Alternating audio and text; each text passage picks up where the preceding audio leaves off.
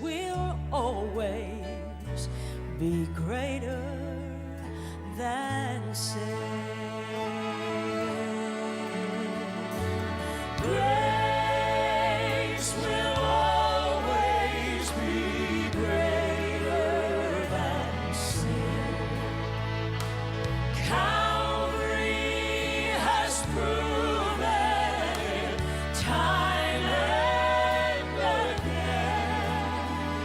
Whatever you've done, wherever you've been, God's grace will always be greater. Baik, saya mau bicara mengenai Alkitab ini.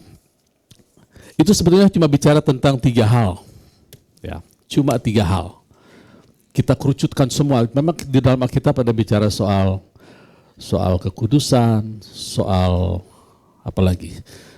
Puasa, soal ketaatan. Tapi sebetulnya kalau disimpulkan itu mengerucut kepada 3 hal.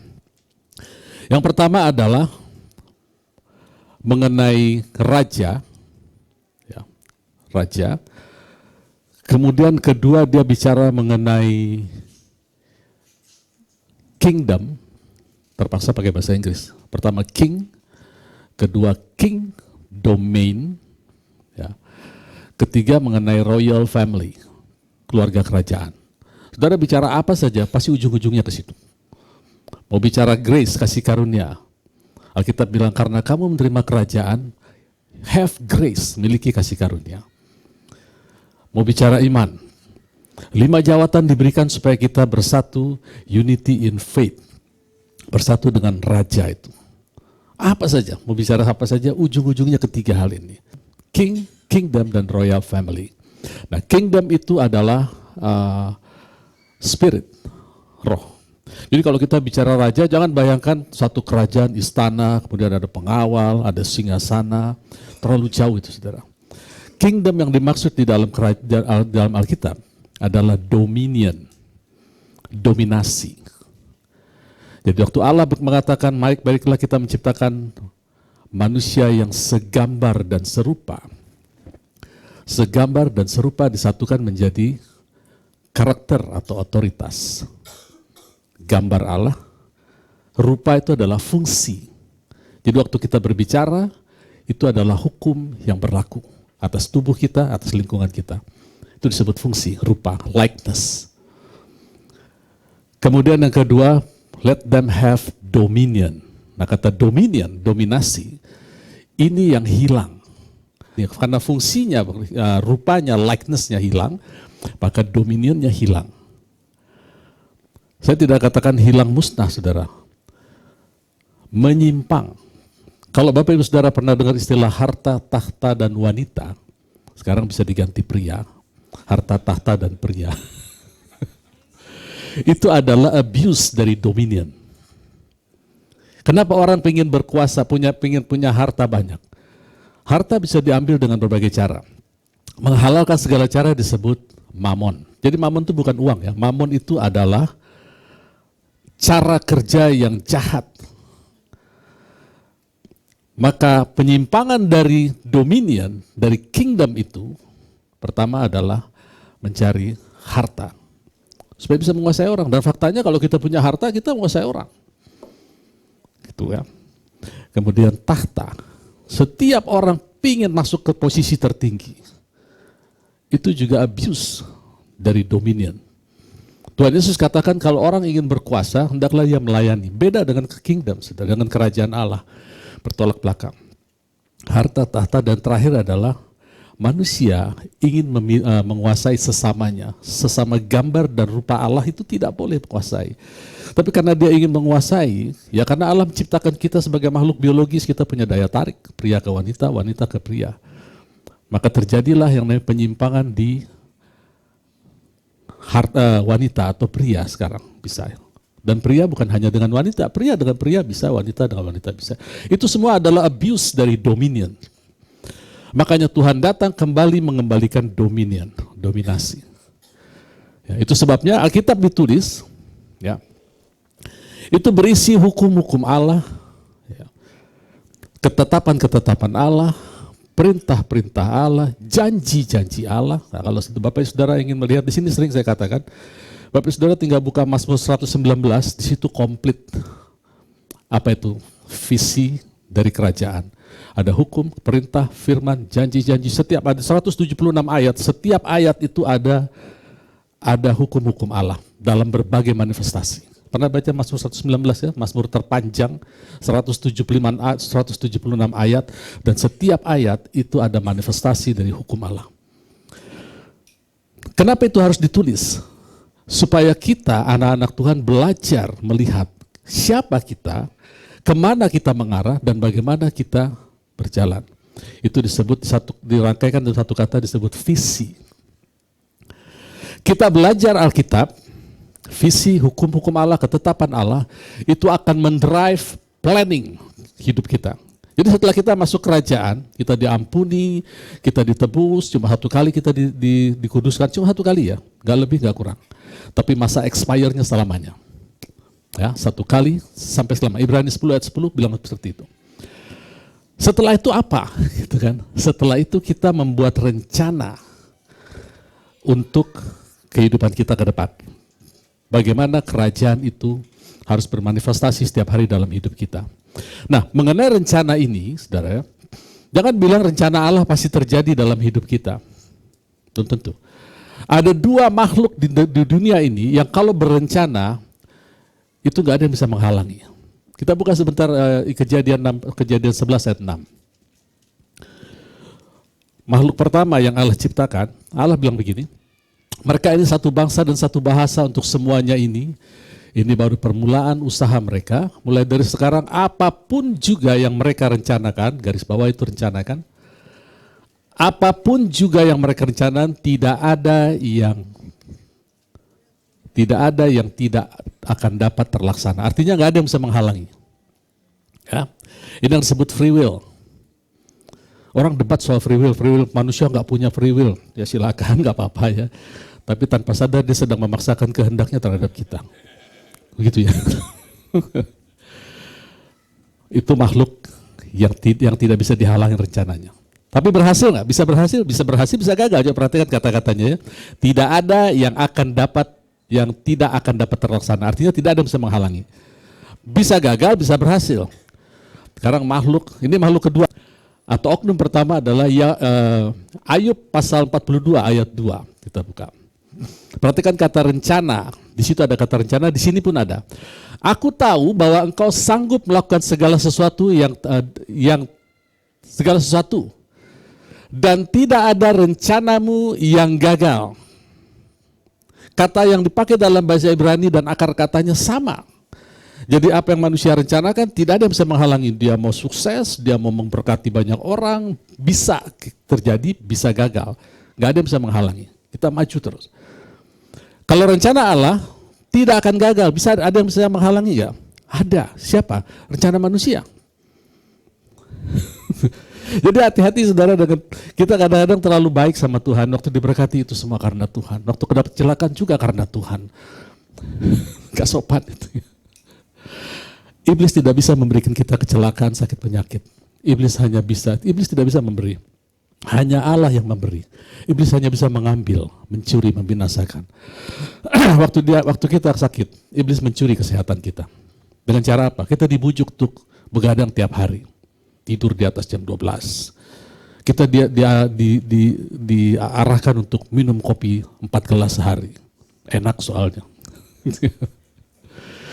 Kita diajar, diambil kesabaran kita.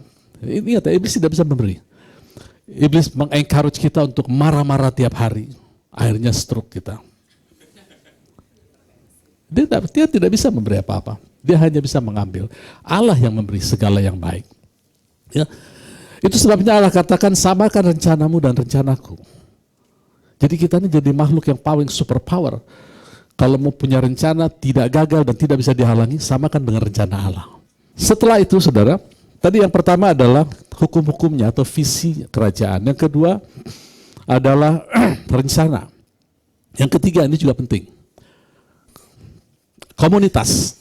Hukum-hukum yang ditulis oleh Alkitab untuk kita pelajari, itu akan mendrive kita untuk bisa memilih dengan komunitas mana kita bergabung.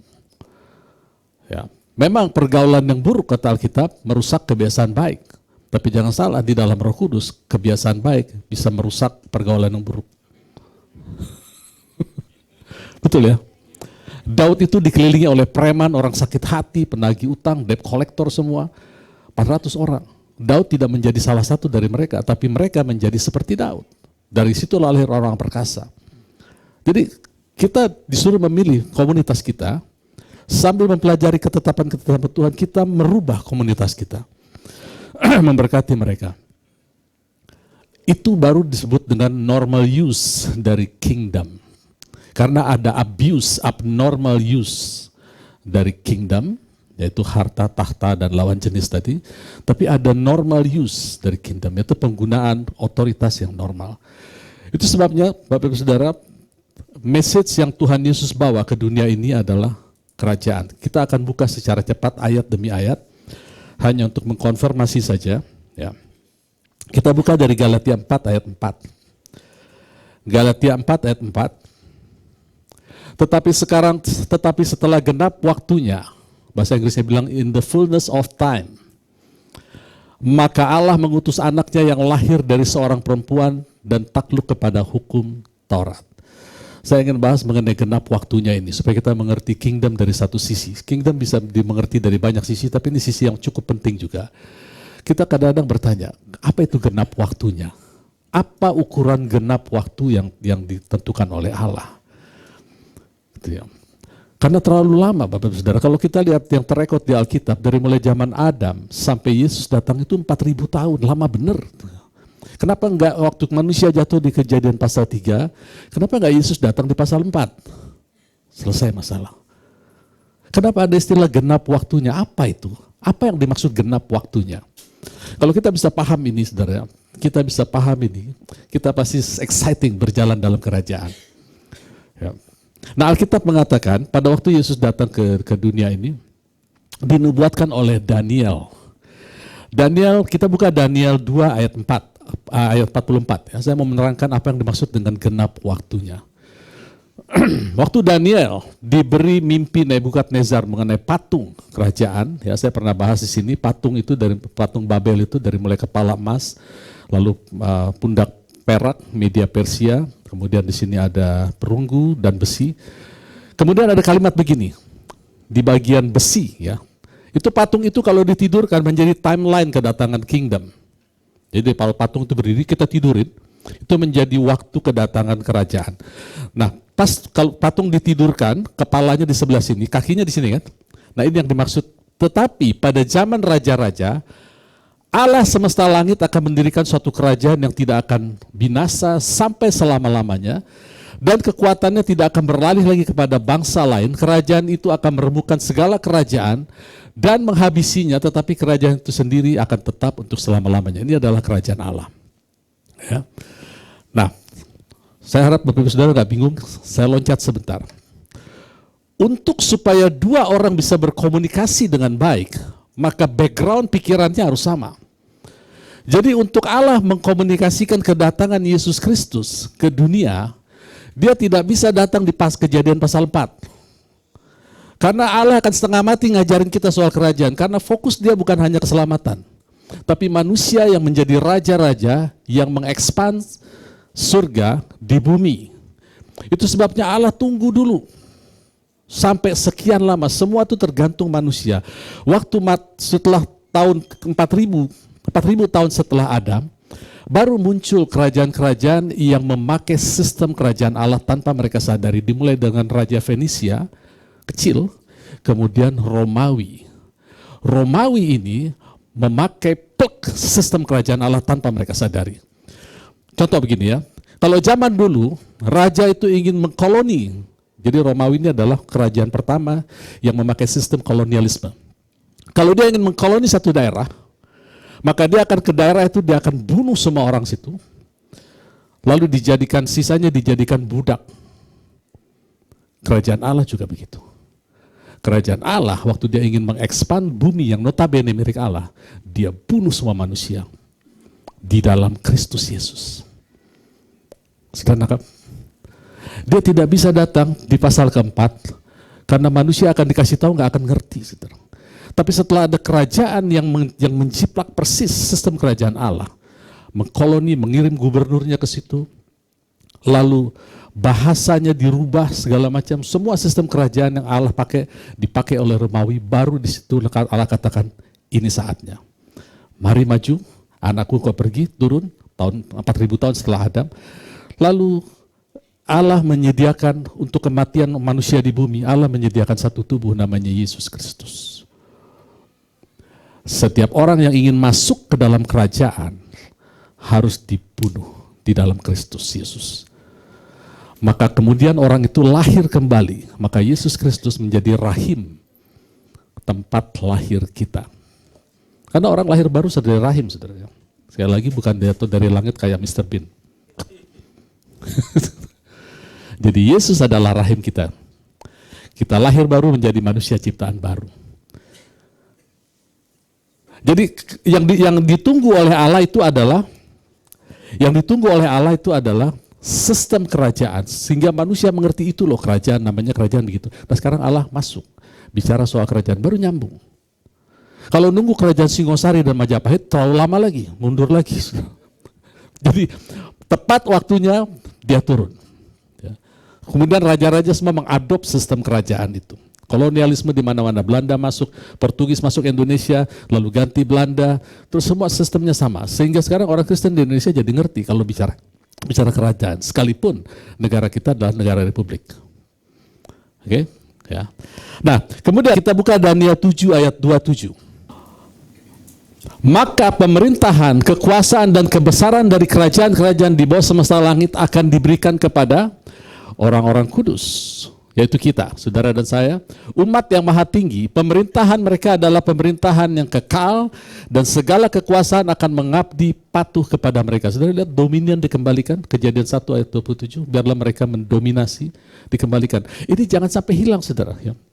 Sekarang terus terang aja, ya, banyak umat-umat Tuhan memindahkan atau beralih dari kingdom, sistem kerajaan, kepada demokrasi di dalam gereja. Beda kingdom dan demokrasi. Demokrasi kita pilih raja, kalau dalam kerajaan raja pilih kita, tapi di dalam Kristus. Di demokrasi kita bikin hukum, dalam kerajaan hukum yang ditetapkan oleh raja, kita nggak bisa mengganti hukum. Ya, makanya ada amandemen di demokrasi, di kerajaan nggak ada. Ya, jadi jangan sampai kita hilang di situ.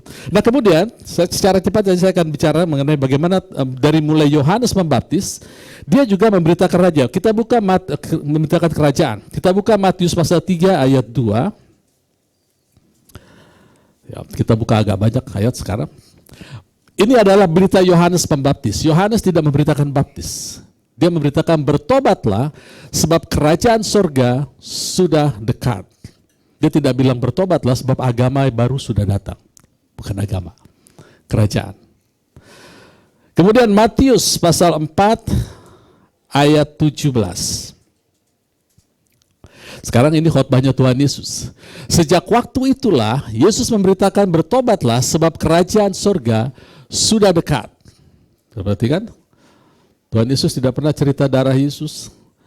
Tuhan Yesus tidak pernah cerita Kalvari. Sekalipun itu penting, ya. Tuhan Yesus ceritakan kingdom, dominion. Manusia harus mendominasi darat, laut, dan udara. Darat, atas ternak di darat, binatang di laut, dan burung-burung di udara. Termasuk semua virus di dalamnya. Sehingga sekali lagi perkataan kita adalah hukum yang berlaku bagi tubuh kita. Saudara yang punya tekanan darah tinggi di atas 80-120, perintahkan turun itu. Itu dominion. Saudara yang sudah terancam stadium akhir penyakit, meninggal, itu adalah properti milik Allah. Kematian itu adalah milik Allah. Itu fungsinya kalau manusia berdosa. Sekarang dosa kita sudah ditebus, umur kita 120 ditentukan maksimum. Mau lebih juga boleh. Ya. Kalau dia mengancam lewat penyakit, suruh tunggu. Aku belum mau pulang, bilang suruh tunggu. Dan saudara konsumsi firman Tuhan, dia akan nunggu. Jangan disambut kematian. Oke, lanjut. Kita buka lagi Matius 4 ayat 23. Matius 4 ayat 2, Yesus pun keliling seluruh Galilea, ia mengajar dalam rumah-rumah ibadat dan memberitakan Injil kerajaan, serta melenyapkan segala penyakit dan kelemahan di antara bangsa itu. Itu yang disebut dominion. Ya, jangan sampai terjadi abuse dominion. Matius 5 ayat 3. Matius 5 ayat 3. Berbahagialah orang yang miskin secara spiritual di hadapan Allah, karena mereka lah yang mempunyai kerajaan surga. Jadi saudara, sejak manusia jatuh ke dalam dosa, kita semua miskin secara spiritual. Agama tidak bisa membuat kita puas. Itu sebabnya kalau orang yang beragama lalu dia lihat keanehan dalam agama, termasuk agama Kristen, maka mereka akan memilih menjadi ateis atau agnostik. Karena memang tidak bisa dipuaskan oleh agama. Yang bisa memuaskan hanya kerajaan surga, dominasi, perkataan Allah. Jadi kalau lihat ada orang yang memilih untuk, kalau waktu saya masih kerja di Singapura, mereka bilang saya free thinker, gitu ya, agnostik, atau ada yang ateis. Ya maklum, saya maklum, karena memang dikasih tahu agama juga nggak akan tertarik. Tapi kalau kita bicara soal kuasa dalam perkataan, damai sejahtera, sukacita, dan kuasa di dalam spirit, itu akan lain efeknya. Makanya orang seateis apapun, waktu sakit minta doain juga. Waktu mau berangkat jauh naik pesawat minta doain juga. Kenapa? Ada kerinduan dalam hatinya, dominasi. Aku tidak mau kena penyakit, aku tidak mau mati. Itu sebetulnya adalah milik manusia. Selama mereka belum menemukan kerajaan atau belum menemukan komunitas yang mengkhotbahkan kerajaan, mereka nggak akan puas. Mereka akan cari kemana terus. Ya. Kemudian kita buka lagi Lukas 4 ayat 43.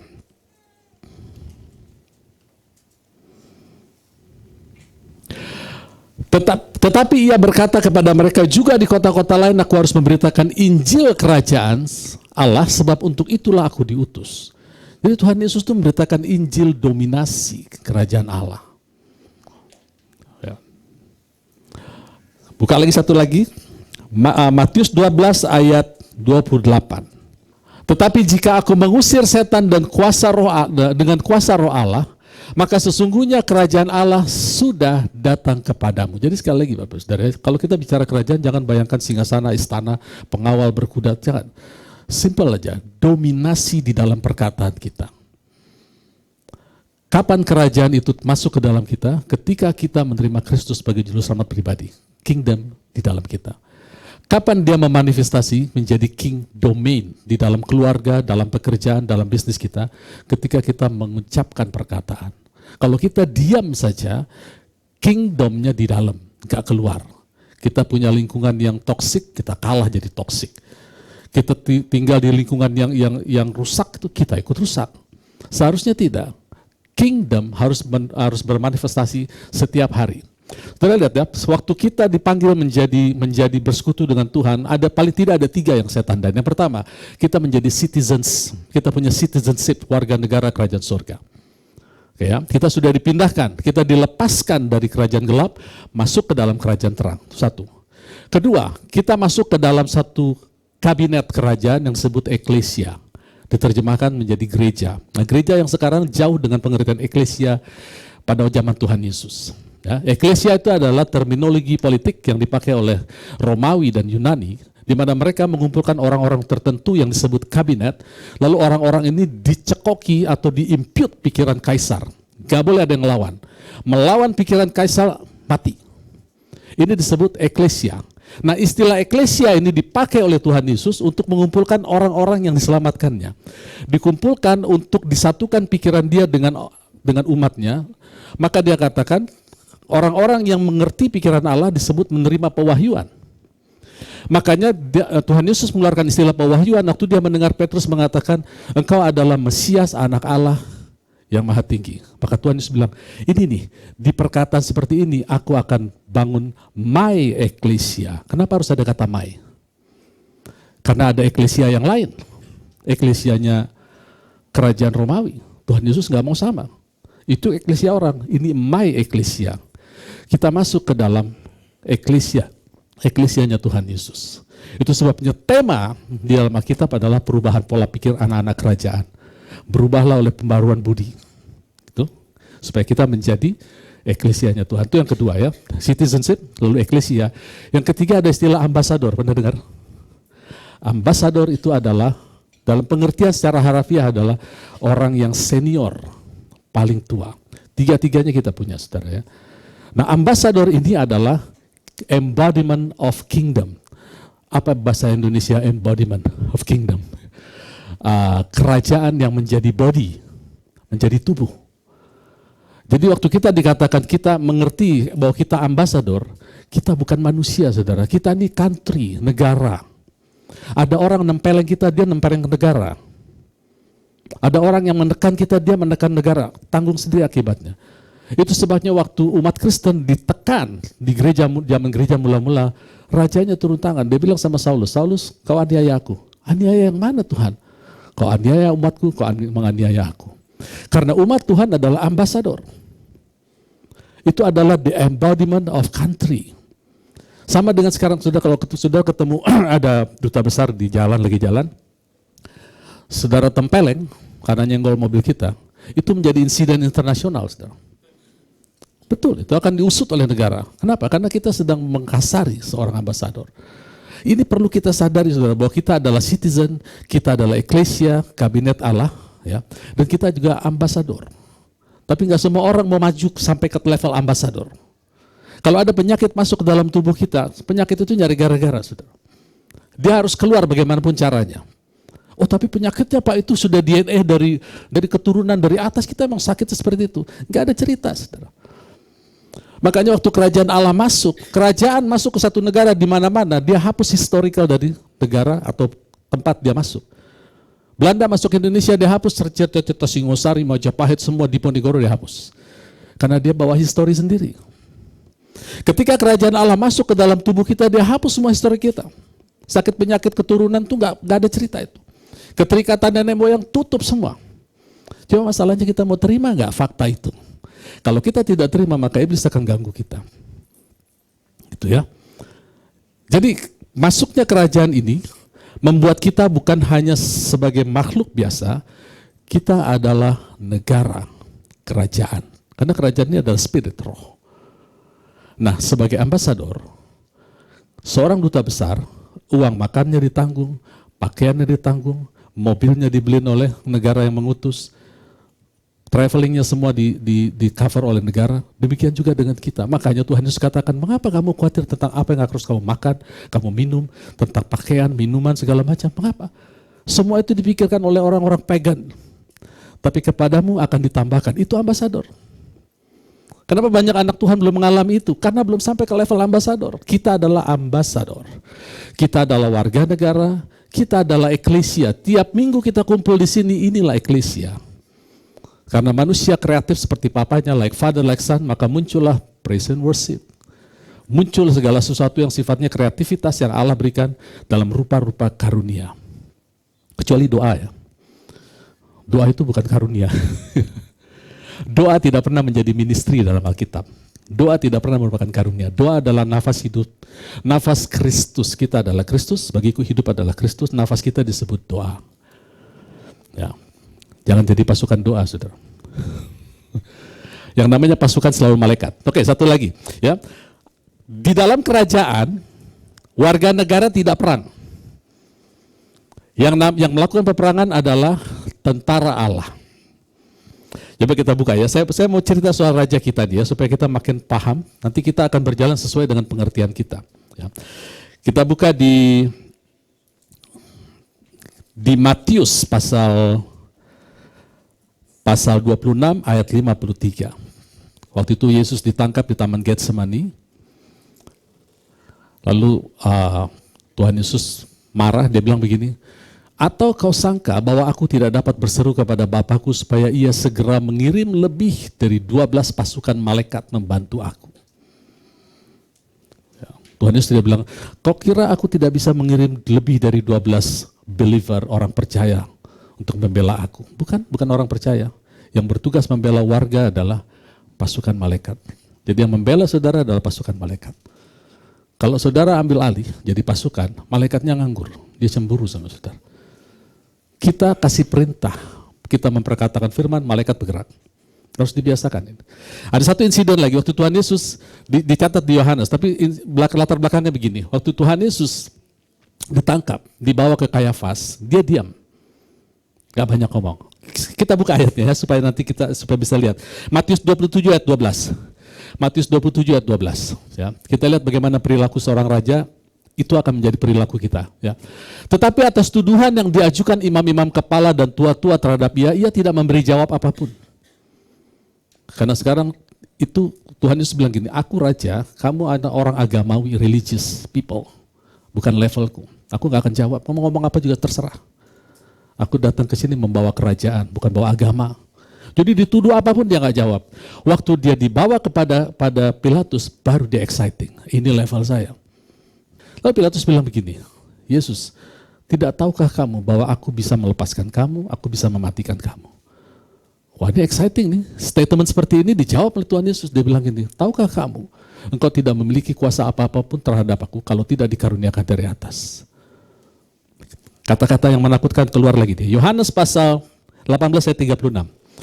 Yohanes pasal 18 ayat 36. Jawab Yesus kepada Pilatus, kerajaanku bukan dari dunia ini. Jika kerajaanku dari dunia ini, pasti hamba-hambaku, yang dimaksud adalah malaikat, ya, karena di kejadian di Getsemani dia katakan malaikat. Pasti hamba-hambaku, bukan pasti orang percaya pengikutku, pasti hamba-hambaku telah melawan supaya aku jangan diserahkan kepada orang Yahudi, akan tetapi kerajaanku bukan dari sini. Pilatus kepit-kepit. Ini kingdom. Ya. Jadi kita mesti punya attitude yang sama seperti raja kita. Dan itu tidak bisa terjadi secara instan.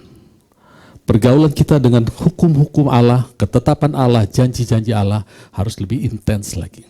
Sehingga kita bisa aktif dan efektif. Tidak sekedar aktif, tidak efektif. Kenapa Allah ingin kita umur panjang, saudara? Supaya Roh Kudus bisa tinggal lebih lama dalam kita. Ini kan personal address dia tubuh kita. Di balik tubuh saudara semua itu cuma ada satu roh, yaitu Roh Kudus. Personal address. Dia ingin lebih lama tinggal dan lebih sehat. Bukan sakit-sakitan. Bisa kemana-mana. Ya. Ada orang komplain sama saya, dia bilang, Pak, bukannya umur manusia 70 tahun, kalau kuat 80 itu pun sakit-sakitan. Itu kan nyanyian Musa. Karena dia merasa frustasi lihat jemaatnya seperti itu, hanya dia nyanyi, kami hidup dalam murka-Mu Tuhan. Ajar kami menghitung hari-hari supaya kami lebih bijaksana. Umur kami cuma 70, kalau kuat 80 itu pun sakit-sakitan. Itu nyanyian Musa, jangan dipakai buat kita. Saudara. Buat kita adalah dengan umur panjang. Berapa panjang? Aku akan puaskan. Sepuasnya, saudara. 80 puas pulang udah. 90 puas pulang aja udah. Orang itu pulang juga cuma sementara kok. Gak lama-lama. Paling maksimum 2 hari. Pulang ke surga, 2 hari maksimum. Karena 1 hari 1000 tahun, 2 hari 2000 tahun. Umur kita cuma 1,5 jam. Kalau di-convert dari tahun ke jam, sebentar sekali. Jadi pakailah masa yang sebentar ini untuk berkreasi. Usahakan umur kita puas sampai 90, 100 tahun. Tapi kalau sudah sakit-sakitan dia minta pulang nggak apa-apa. Nah itu semua hanya bisa dicapai kalau kita mengerti kingdom, kerajaan. Jangan bayangkan istana, dominasi. Makanya Tuhan katakan, cari dahulu kerajaan Allah dan naturalnya, kebenarannya. Maka semua itu yang dicari bangsa-bangsa, harta, tahta, dan apa itu namanya, teman hidup, itu sifatnya ditambahkan kepadamu. Amin. Usahakan kita mengerti hukum-hukum Allah supaya perkataan kita menyembuhkan banyak orang. Dia tahu apa itu nabi. Nabi itu adalah orang yang ngerti hukum, saudara. Jangan bayangkan hukum KUHP perdata pidana ya. Nabi itu dititipi perkataan Allah untuk mengatakan sesuatu. Perkataan Allah itu sifatnya hukum. Hukum itu outputnya pasti. Jadi kalau kita bergaul sama firman Tuhan, saudara bisa disebut juga sebagai mengantarkan suara kenabian. Jangan jadi profesi kita atau jangan jadikan karunia kita menjadi identitas. Aku rasul, aku gembala sidang. Itu pekerjaan Roh Kudus, saudara. Kita bilang semua ada rupa-rupa karunia tetapi roh yang mengerjakan. Ada rupa-rupa administrasi 5 jawatan situ tapi Tuhan satu lordship. Ada rupa-rupa perbuatan ajaib tapi satu Allah yang melakukan. Jadi yang namanya 5 jawatan itu adalah pekerjaan Roh Kudus. Jangan pernah dijadikan status. jadi karir. Itu sebab ini dilakukan oleh jemaat Korintus sehingga mereka turun dari anak-anak menjadi orang duniawi. Makanya tentang karunia-karunia sangat detail dibahas justru di Korintus. Di surat-surat lain nggak ada, saudara. Kenapa? Korintus ini jatuh ke dalam menjadi manusia-manusia anak-anak yang duniawi. Karena mereka menjadikan itu semua menjadi identitas. Dulu zaman saya di Celebration of Praise, saudara, banyak dari kita mengaku kalau ditanya, kamu singer ya? Bukan. I am a worshiper. Oh, worshiper gitu ya. Bagus juga, tapi lama-lama saya lihat kok, loh dia jadi worshiper ya, bukannya Kristus dia. Status kita adalah anak. Status tertinggi anak. Ya, karena Allah menabur anaknya untuk menuai anak-anak. Lalu untuk melengkapi anak-anak dia berikan karunia-karunia. Itu semua pekerjaan Roh Kudus. Jadi jangan pernah terbalik.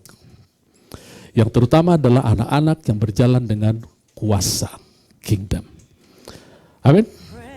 Praise will always be greater than sin.